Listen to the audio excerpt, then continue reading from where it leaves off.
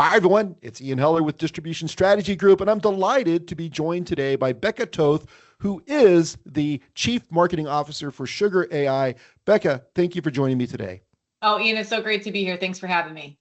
You bet. I've enjoyed talking to you in our prep call. Really looking forward to today's conversation. But first, why don't we start off with you telling us about your background and what you're responsible for at Sugar? Great. Yeah. Thanks so much, Ian. I've spent my career in the B2B software space, really connecting customers' needs and value to solutions to best service their business. I've spanned enterprise quality management and enterprise content management as two categories where I was a marketer serving the business, most recently serving as Highland Software's Chief Marketing Officer. My remit at Sugar is really leading their global marketing strategy. So really excited about bringing my roots in revenue marketing to Sugar to help lead them on their next chapter. Wow, and you sound well qualified to do what your positioning document talks about, because it uses a phrase that I think will resonate with our audience, which is that CRM has become a tax on productivity. So walk me through what you mean by that, because that's a striking thing to say about a category where, collectively companies are spending billions of dollars a year. And when you answer, I'd love to hear what that tax actually costs a rep who maybe doesn't get done because the data entry got done instead. Yeah, absolutely. No, it is a little bit of a provocative statement. And I think when we talk about CRM as a tax on productivity, what I'm really talking about is a value imbalance. So for decades, we've asked frontline sellers to spend time updating records, entering notes, logging activities, and maintaining their pipeline. And the problem wasn't necessarily always effort. The problem was where the value went. Management maybe got visibility and leadership gained forecasts, but the seller often received very little value in return for the effort they put in.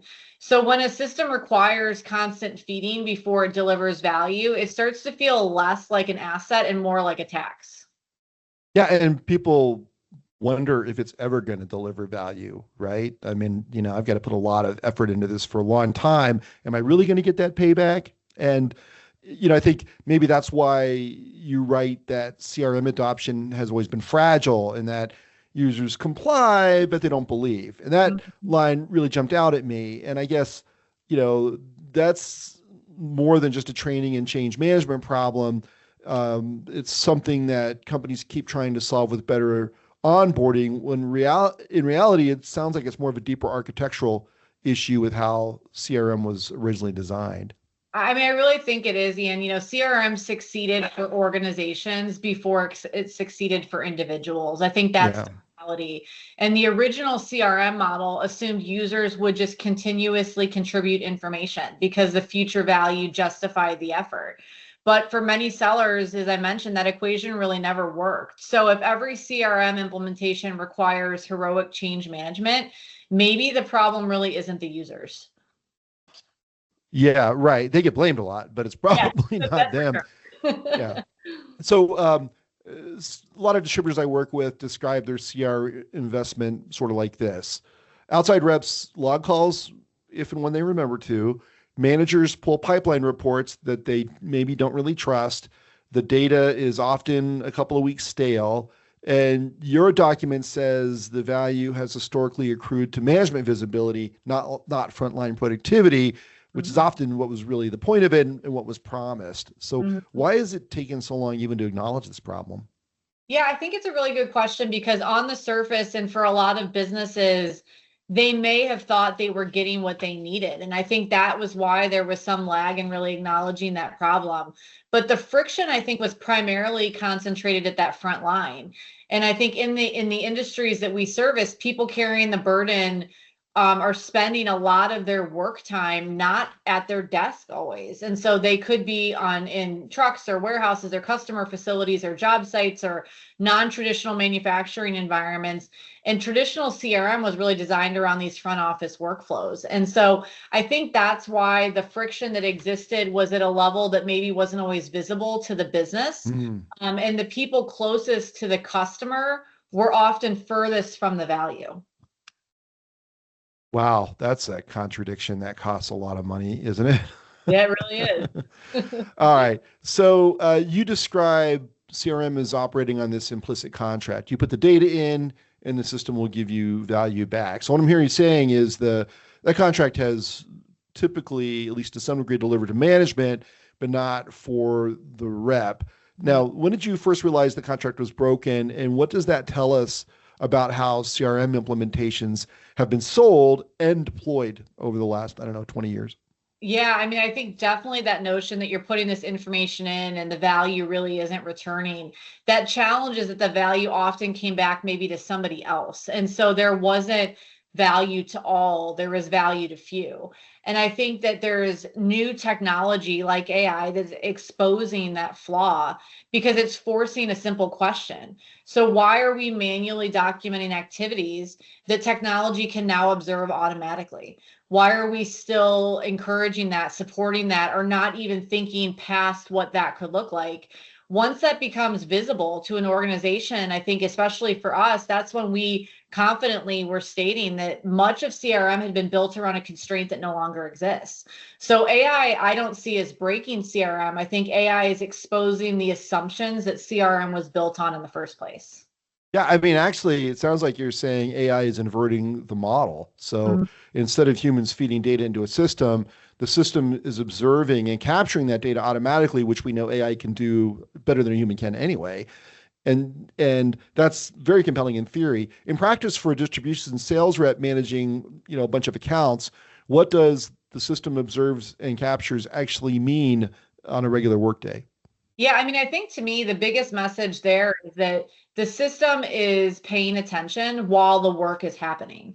And that's really a value add. We talked about the effort in return to put the data in the system. Well, if I have a system that's paying attention right now while work is happening, it's understanding conversations, it's capturing interactions, it's identifying signals, it could be updating customer contacts for me, surfacing opportunities, even flagging risks. And the rep shouldn't have to recreate their day after the fact. The system should understand that as the day unfolds ultimately. So I think of it as like the system should be taking notes while the rep is building relationships. Wow. Okay. So the document also contrasts static dashboards, sort of the traditional data delivery for CRM with real-time guidance and next best actions. And that's a very important distinction. But distribution executives have seen a lot of AI generated recommendations that turned out not to be that relevant to how their business actually works. Maybe it's the wrong product category, it's not the right customer segment, it's out of context with the relationship. How do you get to the contextual intelligence that a rep actually trusts and can act on confidently? I think it's such an important question, and I'm glad you're asking it because trust doesn't come from the intelligence alone. Trust has to come from that context that I mentioned earlier. And I think the issue with many AI systems isn't that they're wrong, is that they're generic. They're providing generic insights and recommendation that aren't grounded in the context or the data that's actually sitting in the systems that are being used to run the business. So I really think of it as a recommendation only becomes valuable when it's understood. Relationship history, transaction history, customer behavior, business priorities, current context of the business in general. That's the difference to me between artificial intelligence and applied intelligence. So accuracy matters, but relevance is what really earns trust. Got it. Okay, that's really interesting. So here's a tension I keep running into in my head. You're saying that AI can automate capture, it can reduce manual input, which implies it'll solve the hygiene problem over time. Um, but today, distributors are sitting on years, perhaps, of incomplete and inconsistent CRM data. Does your platform require them to go back and clean that historical data to deliver value, or can it start generating actionable intelligence going forward, even though the foundation is messy? Yeah, I think it's a really great question. And I think we can let everybody know they're not alone with messy data. Every company Yeah. thinks their data is uniquely messy. And I think the reality is messy data is normal. The good news, though, is that AI doesn't require perfection to create value. And I think that's a really important message for viewers and those listening. You don't need to clean 10 years of history before you can generate insights.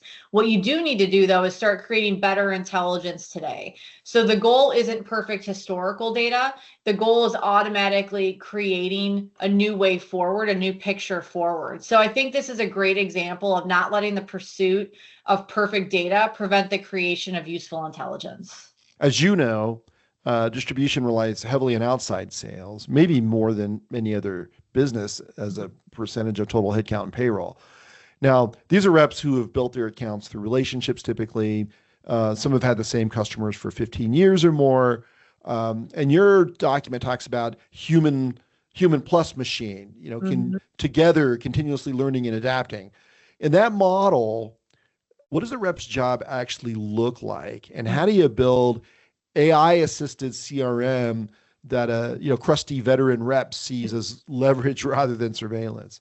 Yeah, I think I love this notion of leverage too, because I really think AI becomes this enabling technology. So the problem is that the most often is this adoption question. And I think the wrong AI, the wrong application of AI, the wrong rollout of AI, there's a lot of ways it can go wrong, absolutely can feel like surveillance. But I think the right feels like an assistant. And so great reps, they don't want algorithms replacing judgment. What they want is better preparation, better timing, better visibility, better prioritization. They want something that's going to aid them and assist them in their day-to-day. So the object of the AI usage isn't really to surveil or replace experience. I really see it as the objective being amplifying that experience that comes in that business from those long veteran reps that have that experience. So we're not trying to replace a 20-year rep's judgment. We're trying to give that judgment superpowers. Got it. Yeah, you're helping them put on the cape, right? Absolutely. Mm-hmm. Okay, and so let's talk about sales managers for a minute, because you mentioned that CRM has historically served management visibility. We could argue how well, but that was the point of it. Right. If AI now does more of that automatically, so say it surfaces pipeline risk, or it flags at-risk accounts, tracks activity without the rep having to manually log it in, what does it do to the sales manager's role? Does AI-powered CRM change what a good sales manager is going to do in distribution? Yeah, that's a really good question, Ian. I mean, historically, managers, even with maybe receiving more value out of the CRM, still had to spend an enormous amount of energy gathering information or gathering that narrative to prepare for that roll up of information, possibly to their boss or whatever that hierarchy may look like. And I think AI allows managers to spend more time coaching than collecting. So it also becomes an enabling technology for those managers as well. More time developing talent, improving execution, helping teams win. And I think management then becomes less about inspection and it's really more about coaching and enablement. So managers shouldn't spend their day asking for updates. They should spend their day improving outcomes. And so I think that value creation really does go up and down the hierarchy within an organization in terms of the value and enablement it can provide. Yeah, I mean, I got to tell you, I've been a VP at 4 different big publicly held distributors. Universally, the best sales managers focused on coaching, not on tracking or task management. And so I completely agree with you. So if this is freeing up more time for them to actually do that coaching, they're going to see it in the results. Absolutely. Okay. So you ask what I think is the most important question in your whole paper. If we were building CRM from scratch with AI at the center, would it look anything like what we have now? So I'll ask you back to you, what would it actually look like? And what does that tell a distribution sales leader about the gap between where their current system sits and where they need to go? Yeah, this is a really fun question, Ian. I think, honestly, if I'm going to answer that question, I don't think we'd build what we currently call CRM, as in the category of CRM. Traditional CRM was designed as a system of record. That was really the creation of that technology. I believe the next generation becomes a system of intelligence and action. It's really what the market is going to demand. And so it's not simply remembering what happened. It's not a historical archive tracking historical actions. It's going to help determine what should happen next. I think that future interface or that experience for a user, it's not forms and fields. It's absolutely the intelligence that we've been talking about. So I think in general, this last generation of enterprise software most often recorded work, recorded action, recorded documents. I think the next generation is really going to be an active participant in the work. And so CRM as a category, it was created to remember, and AI is really designed to act. And so I think if we were doing it all over with AI at the center, it would look entirely different. Okay, and that's a meaningful reframe, right? Where most companies have actually accumulated a lot of transaction and customer data, but they really haven't figured out how to use it in real time. So what does activating data in the moment actually look like in a B2B distribution sales environment? Yeah, I mean, I think that's a really good point. Most of our customers, they have long histories of existence. And so that comes with a lot of data. And so the problem isn't really collection, it's activation. And I think activation and that value creation really becomes the new value add for a customer. So the real question is, can intelligence appear at the moment a decision is being made? While I sit here today and I'm doing my work, can intelligence appear to help me make a better decision? Before a customer visit, before a renewal, before a pricing conversation, before an account becomes a risk. I think that's where this value actually gets created. And data creates value at the moment of action, not the moment of reporting. And so I think thinking about it in that way, activating the data they have, is really what turns it into a moment of action for the business.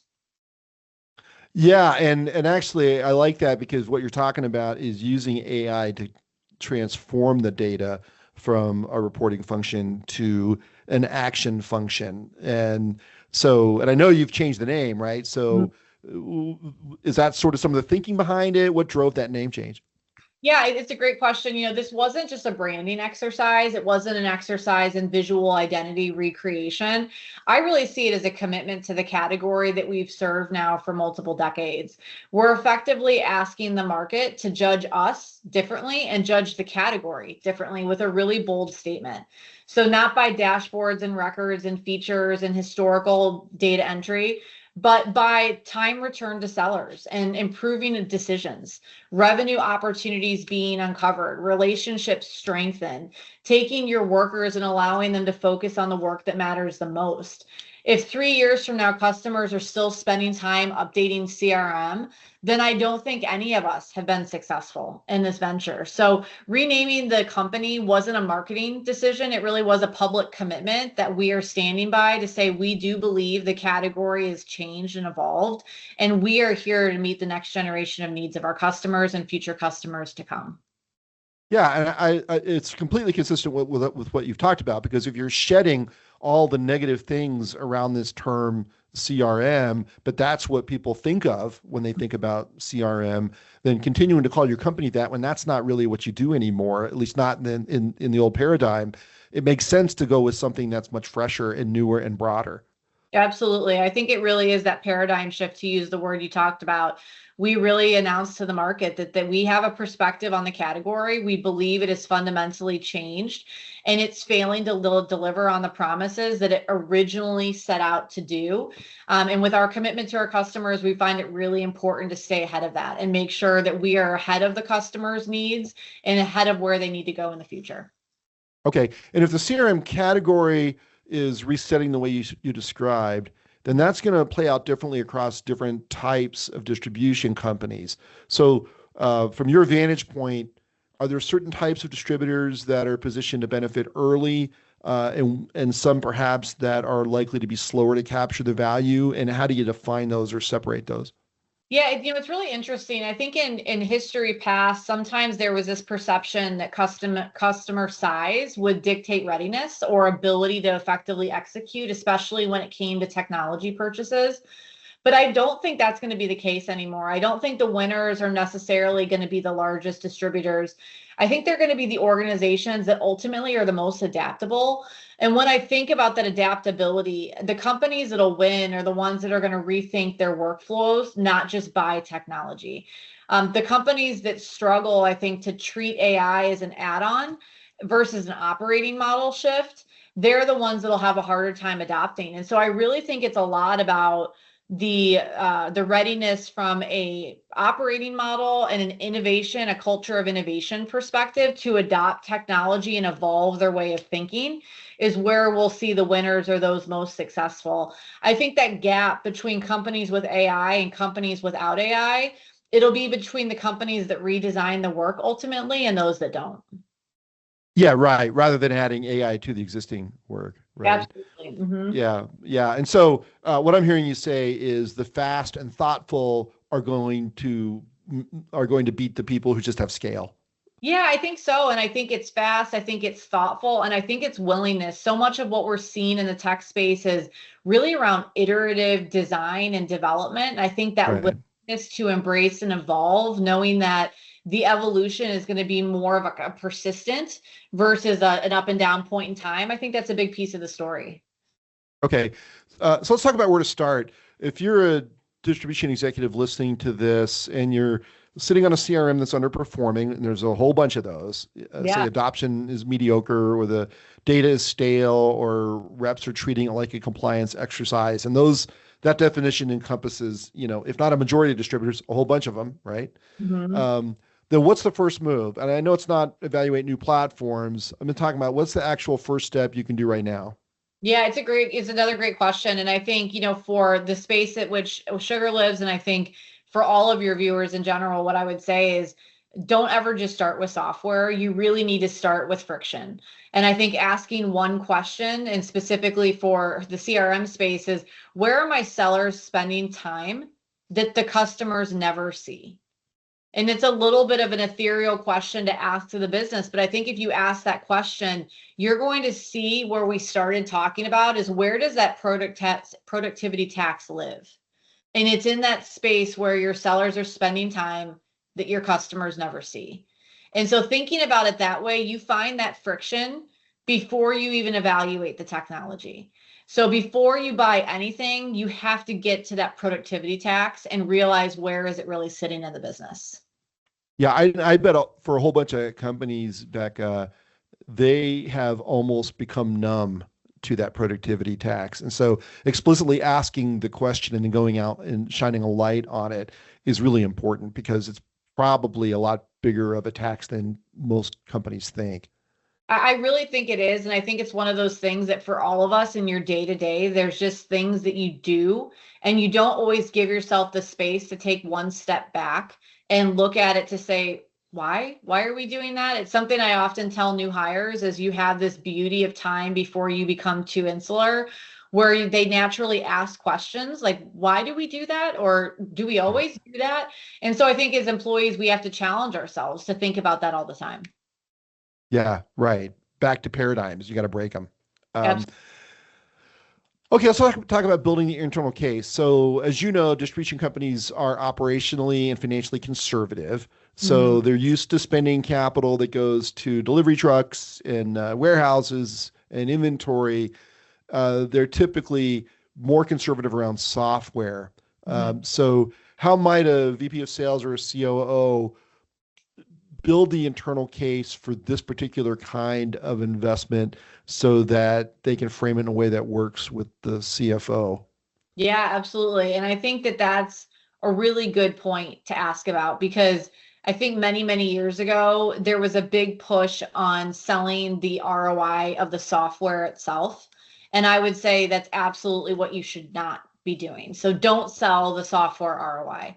I think to what we've talked about today, it's really sell the revenue productivity that's going to improve with this type of evolution and how you run your business. And it really is a more strategic conversation. It's not just about the individual software. It's really about increasing revenue productivity across the value chain of the company.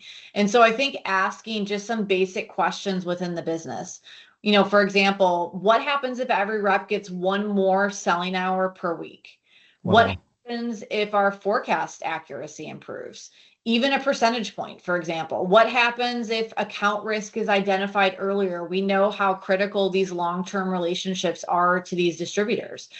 And the biggest opportunity isn't reducing cost, it's unlocking the capacity that's already on the payroll. And so I think those type of mental model shifts really change the dynamic of the conversation, because you're no longer just saying, I want to go buy this application and this is where it's going to save me. You're really being able to connect it back to bottom line savings that become really compelling. And so I don't see this as an IT investment. I see it as a revenue capacity investment. And I think that's reflective of this category shift as well. With the new capabilities and with a new category coming out of CRM, it's a different way to think about what we're doing and what we're providing. And I really think it's a revenue capacity investment conversation to business. Okay, so you made a strong case for where this is going. Mm-hmm. Where is AI-driven CRM not quite there yet? What can't you deliver today that distribution leaders want, and what's a realistic timeline for when you can? Yeah, I think it's a question that everyone should be asking, because I do believe that AI is extraordinarily powerful. It's also not magic. And so it has still struggles with nuance and judgment, negotiation. It's not a human relationship creator. And so we have to be really cognizant about how it's used and how well we trust what's coming from it. We talked about that earlier. So I think the future isn't autonomous selling. I don't see a world where AI takes over and it's selling without us. I think we've talked a lot about this power of human relationships, and we just have to give more time for that, because that's really what wins, I think, in this industry. Then I think the future, though, is really augmented selling. So I talked about AI as an enabling technology. We've talked about it as a way to provide that super pure power to our sellers. And so I think the best outcomes will come from humans and AI working together, each doing what they do best. So AI can improve decisions, but it can't own the relationships. And I think that's one of the most honest limitations that we have to be honest about, is the relationships have to stay with the human.